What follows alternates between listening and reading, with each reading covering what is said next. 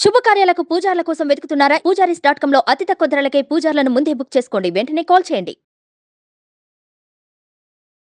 అంగుళ్యగ్రైరరుణకిరణైర్ముక్తసంవృద్ధరంధ్రం వారం వారం వదనమరుతా వేణుమాపూరయంతం వ్యత్యస్తాంఘ్రిం వికసకమలఛాయవిస్తారినేత్రం వందే బృందావన సుచరితం నందగోపాలసూనుం. చక్కగా వేణువు వాయిస్తున్న మురళీకృష్ణుణ్ణి తలుచుకుందాం. భాగవత కథాసుధ తరువాయి భాగంలోకి వచ్చాం. అక్రూరుడితోటి బలరామకృష్ణులు ఇద్దరు మధురా నగరానికి చేరారు. అయితే అక్రూరుడు మా ఇంటికి రామని అడిగినా కూడా యాదవ కులానికి శత్రువైనటువంటి కంసుడి సంహరణ తర్వాతే మీ ఇంటికి వస్తానని కృష్ణుడు మాటిచ్చి పంపించేశాడు. అక్రూరుడు కాస్త అసంతృప్తితోటి ఆయనకు బాధగా ఉంది. కృష్ణుడిని తన ఇంటికి తేలైపోయినే, తన ఇల్లు పావనం కాలేదే అని ఆ దిగులతో ఆయన బాధపడుతూ వెళ్ళిపోయాడు.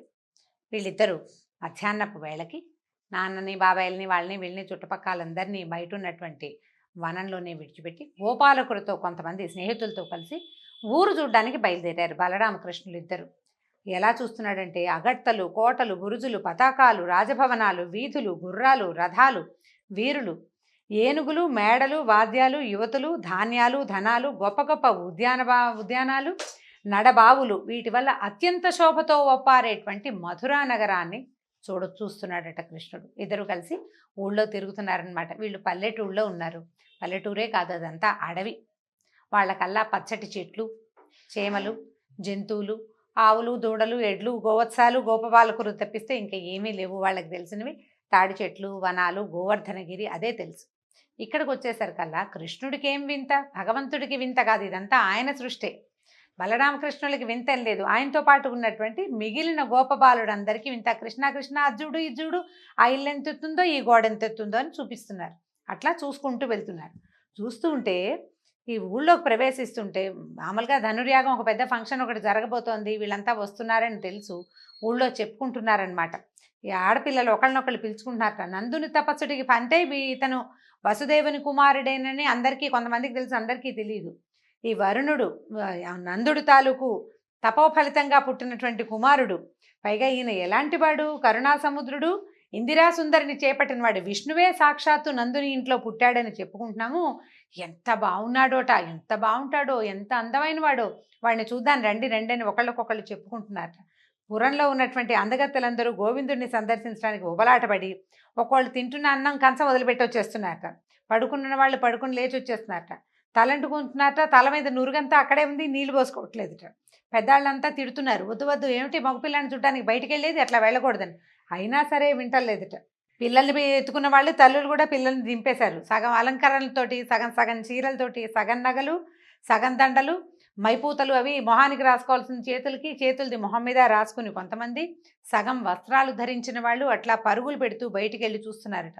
రత్నాలు కూర్చబడిన ఎత్తైన బంగారపు మేడల మీద నిలబడి గుంపులు గుంపులుగా పైన నిలబడి చూస్తున్నారు. ఎట్లా ఉండంటే తామర రేకుల వంటి కన్నులు కలిగినటువంటి కృష్ణుణ్ణి అపరిమితమైన కాంక్షతోటి దర్శిస్తున్నారు. అందరూ ఒకళ్ళనొకళ్ళు చూసుకుంటూ చెప్పుకుంటున్నారనమాట.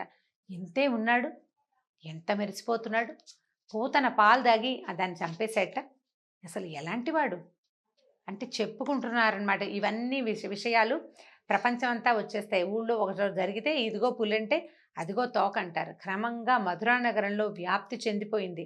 విష్ణువే నందుని ఇంట ఆవిర్భవించాడు. అతను చాలా జగదేక ప్రఖ్యాతుడుగానే అయిపోయాడు ఆ వయసుకే. అప్పటికే ఇతను లేని ఆ పట్టణం అరణ్య ప్రదేశం, ఇతన్ని కలియని జన్మ నిరుపయోగం, ఇతన్ని పలుకులు ఇతనితో మాట్లాడని జన్మ వృధా, ఈయన చూడని కళ్ళు నిజంగా వృధానే. ఇట్లా మాట్లాడుకుంటున్నారు ఒకళ్ళనొకళ్ళు. అబ్బో ఎంత బాగా ఉన్నాడో, ఎంత బాగున్నాడో అని. ఇంక అసలు కళ్ళతోటే వాళ్ళు తాగేస్తున్నట్టు, కంట్లోనే ఆ రూపాన్ని నిలుపుకుంటున్నట్టుగా ఆనందం పట్టలేక పువ్వులు జల్లేశారట. ఎక్కడ ఏ వీధి వైపుకు వెళ్తే ఆ వీధిలో ఉన్నటువంటి మేడల నుంచి ఎంతోమంది అప్సరసలని పోలినటువంటి సుందరాంగులంతా, అందులో పెద్ద చిన్న భేదం లేదు, వృద్ధులు, ప్రౌఢలు, యువతులు, బాలలు కూడా అందరూ పువ్వులు జల్లుతూ శ్రీకృష్ణుడిని స్వాగతించారు. తర్వాత ఏమైంది, ఇక కొంతమంది బ్రాహ్మలు ఎదురుపడి, మధురానగరంలో బ్రాహ్మణులు పలు విధాలైనటువంటి చందన ద్రవ్యాలను, పువ్వులు, పళ్ళు, శుభకరాలైన పచ్చని అక్షుంతల్ని కానుకలుగా ఇస్తూ ఆ ఉత్తములైన వసుదేవ కుమారులని ఉత్సాహంగా పూజించారు. బ్రాహ్మలు కొంతమంది ఎదురొచ్చి భగవంతుడి అవతారంగా జన్మించినటువంటి బాలకుమారులిద్దరిని విశేషంగా పూర్ణ కుంభాలతోటి అర్చించారట. ఆ తర్వాత అలా వెళ్తూ ఉంటే ఏమైంది, దారిలో ఒక చాకలివాడు కనిపించాడట. అతను వస్త్రాలు మోసుకుంటూ వెళ్తున్నాడు. వెళ్తుండేసరికల్లా ఈ పిల్లలిద్దరూ అడిగారనమాట, బలరామకృష్ణులిద్దరూ, మేము మీ రాజుగారి నగరానికి అతిథులుగా వచ్చాం, మా మందలో మాకు ధరించడానికి మంచి బట్టలు లేవు, నీ మూటలో ఉతికిన బట్టలు ఉన్నాయి, మేము రాజుగారికి అల్లుళ్ళమే, ఆ వస్త్రాలు మాకు ఇచ్చేసేయమని అడిగారు. అడిగేసరికల్లా రజకుడికి కోపం వచ్చిందట చాకలివాడికి. ఏమిరా డింబక, ప్రభుగారి వస్త్రాలు మీకు ఇవ్వమంటావా? ఇది న్యాయమా? ఆ బట్టలు వేసుకోవడానికి యోగ్యులేనా మీరు? మీకు ఇలా పైగా పాలు పెరుగు నెయ్యి అవి ఎక్కువ తిని తల కొవ్వింది మీకు, ఉచితంగా వస్తున్నాయని బాగా పాలు పెరుగు తింటున్నారు, దాంతో మీకు తల కొవ్వెక్కింది. మీకు కాకపోతే ఇలాగ గొల్లలు అంటే జాతి పేరు చెప్పటం లేదండి. గొల్ల అంటే ఇదేదో కులం అని భావించడానికి వీల్లేదు. భాగవతంలో ఉన్న పదమే ఇది. గొల్లలంటే గోవులని కాచేవాడు అని అర్థం, అంతే. అయితే మీకు ఇలాంటి మాటలు ఎలా వస్తాయి? రాజుగారి బట్టల్ని అడుగుతావా నువ్వు? రాజుగారి ఆగ్రహానికి నువ్వు గురవుతావు, ప్రాణాలు పోగొట్టుకుంటావు. అసలు మా రాజుగారి సొమ్ము ముట్టుకోవడానికి రాజులే భయపడతారు. నీ బతికింత నువ్వెంత, ఇలా బట్టలు అడుగుతావా? నీకు ఇంత రాజస్వా అని పోపో అని కసిరేశాడు. కసిరేసేసరికల్లా కృష్ణుడి కోపం వచ్చిందట. రెచ్చిపోయి మాట్లాడుతున్నటువంటి వాడి పొగరబోతూ వదరబోతూ అయిన చాకలి వాడిని చూసి ఏం చేశాడట, ముంజెత్తుతో తల ఊడిపడేటట్టుగా కొట్టేట. ఒకటే దెబ్బ, తల పగిలిందనమాట. ఆ పైనుంచి మేడల మీద నుంచి చూస్తున్న వాళ్ళు, కింద నిలబడి వినోదం చూస్తున్న వాళ్ళు, చోద్యం చూసేవాళ్ళు చాలామంది ఉంటారు కదా, అందరు అదిరిపోయారు.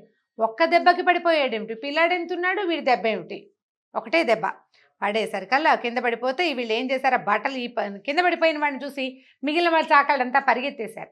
పరిగెత్తేసరికి వీళ్ళు ఏం చేశారు, తమకు కావాల్సిన బట్టలన్నీ తీసుకుని వాళ్ళిద్దరూ తమకు కావాల్సినవి తీసుకున్నారు. మిగిలిన పిల్లలంతా చాలామంది గ్రూప్ వచ్చారు కదా వెనకాల, అందరూ బట్టలు ఏరుకున్నారు ఆ మూటల్లో నుంచి. ఇంతలో ఒక చేనేతో పని చేసే ఒక సాలివాడు ఆ దారిలో వస్తున్నాడు. వీళ్ళని చూసేసరికల్లా మామూలుగా వస్త్రాలు అవి చేసేవాళ్ళు చూడండి, బట్టల పని చేసే వాళ్ళకి చక్కటి పర్సనాలిటీ వాళ్ళు ఉన్న వాళ్ళని చూడంగానే వీళ్ళకి ఈ వస్త్రం సూట్ అవుతుందని ఒక ధ్యాస కలుగుతుంది, ఒక ఆలోచన. డిజైనర్స్కి మంచి పర్సనాలిటీ ఉన్న మోడల్స్ కావాల్సినట్టుగా వీళ్ళిద్దరిని చూసేసరికల్లా అతను ఆనందం పట్టలేకపోయాడు. నా వస్త్రాలు వీరి యందు చాలా శోభిస్తాయని భావించి చక్కటి మెత్తనైన వస్త్రాలని, పలు రంగులు కలిగినవి, ఎన్ని రకాల రంగులో చిత్ర విచిత్ర వర్ణాలతో నేసిన వస్త్రాలన్నిటినీ వాళ్ళకి సమర్పించాడట. నా దయతో ఆల్రెడీ వీళ్ళు కొత్త బట్టలు కట్టుకుని ఉన్నారు, అయినా సరే ఆనందంగా అతను ఇస్తున్నటువంటి ఉత్తరీయాలని వాటిని తీసుకున్నారు. చాలా సంతోషించి వాళ్ళకి ఏం చెప్పాడంటే, ఐశ్వర్యాదుల్ని అనుగ్రహించి తన సారూప్య సంపత్తిని కూడా ప్రసాదించాడు. సారూప్యం అంటే మనం కార్తీక పురాణంలో చెప్పుకున్నాం, సారూప్యం అంటే భగవంతుని వంటి రూపాన్నే వాళ్ళు కూడా పొందుతారు అని, మరణానంతరం అన్నమాట. తర్వాత ఏం చేశారు వీళ్ళు, పువ్వులు కట్టే సుధాముడు అనే ఒక అతని ఇంటికి వెళ్ళాట, మాలాకారుడు సుధాముడు అనేవాడు. వెళ్ళేసరికల్లా చాలా ఆనందించాడు. చక్కగా అర్ఘ్యం పాద్యం ఇచ్చి కూర్చోబెట్టాడు. తాంబూలము గంధము ఇచ్చి ఏమన్నాడంటే, అయ్యా, ప్రపంచానికే అధికారమూర్తులు మీరు, ధరణీ చక్రాన్ని సంరక్షించటానికి, భూదేవిని సంరక్షించేందుకు అవతరించిన మహానుభావులు, మీ రాక వల్ల మా వంశం పావనమైంది, మా ఇల్లు సిరి సంపదలతో నిండిపోయింది, నా జన్మ ధన్యమైంది, నన్ను ఏం చేయమంటారు, నేను మీ బంటుని సెలవివ్వమన్నారు. అనేసరికల్లా వీళ్ళు నవ్వుతూ సంతోషించారనమాట, నవ్వుతున్నారు వాళ్ళు. అక్కడి నుంచి ఇతను ఏం చేశాడు, ఈ సుధాముడు చక్కటి మాలలు, గంధపు వాసన వేస్తున్నటువంటి అత్యద్భుతంగా చాలా చక్కటి నైపుణ్యంతో కట్టినటువంటి మాలలని వీళ్ళకి సమర్పించాడు. ఆ దండలు వేసుకుని కృష్ణుడు అన్నాడు, నువ్వు మాకేం చేయక్కర్లా, నీకేం కావాలో కోరుకోమన్నాడట. అనేసరికల్లా ఆయన అడిగాడు, అయ్యా, నీ పాదాల పరిచర్య, నీ పాదాలు పూజించే భక్తులతోటి చెలిమి, అధిక ప్రాణుల మీద అంటే అఖిల ప్రాణుల మీద అత్యంతమైన అపరిమితమైన దయని నాకు ప్రసాదించమన్నాడు. ఎట్లాంటి వరం చూడండి, ఇల్లు వాకిలి, ధనము ధాన్యము, లేకపోతే ఉత్తమ గతులు, ముక్తి మోక్షం, వాటిని కోరుకోకుండా అడిగాడు. నీ పాద కమల సేవయు, నీ పాదార్చకుల తోడి నెయ్యమును నితాంతాపర భూతదయయున్ తాపసమందార నాకు దయసేయగదే అని అడిగాడు. భక్తుల తాలూకు కోరిక, నిజమైన భగవద్భక్తి కలిగిన వాడు కోరుకోవాల్సిన కోరిక, మానవులు కోరవలసిన కోరిక.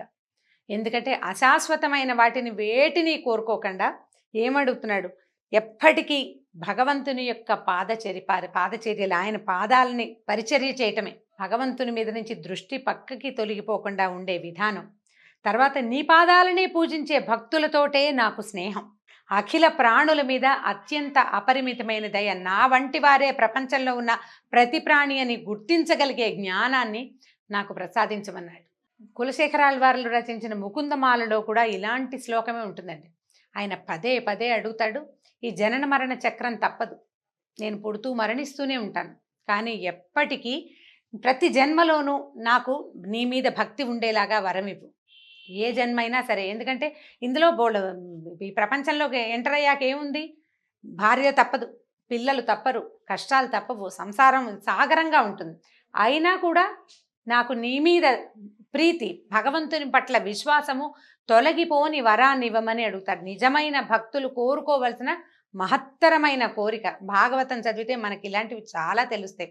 ఎందుకంటే ఇల్లు, వాకిలి, ధనధాన్యాదులు అన్నీ అశాశ్వతమైనవి. శాశ్వతమైనది ఏంటంటే భగవంతుని పట్ల భక్తి. అది మనని దారిన అదే ముక్తిధామానికి చేరుస్తుంది. ఇలా అడిగినటువంటి సుధాముణ్ణి కృష్ణుడు అనుగ్రహించాడు. అతనికి బలము, ఆయుష్యము, తేజస్సు, యశము, సిరి సంపదలు కరుణించి అతని ఇంటి నుంచి బలరామ సహితుడై బయలుదేరి రాజవేధిలోకి వెళ్ళిపోయాడు. అక్కడి నుంచి బయలుదేరి వెళ్ళిపోయారు వీళ్ళిద్దరు. ఇప్పుడు చూడండి, ముందు మొట్టమొదట నీకెందుకు బట్టలు అని అడిగిన వాడిని, అన్నవాడినేమో దండించాడు. నీకు కావాల్సింది, నువ్వు ఎంతో బాగున్నావు, నీకు నా దగ్గర ఉన్నవి ఇస్తాను అని భగవంతుడికి అంటే తన దగ్గరున్న వస్త్రాన్ని సమర్పించినటువంటి సాలివాడినేమో అనుగ్రహించాడు. అతనికి కావలసినవి ఇచ్చాడు.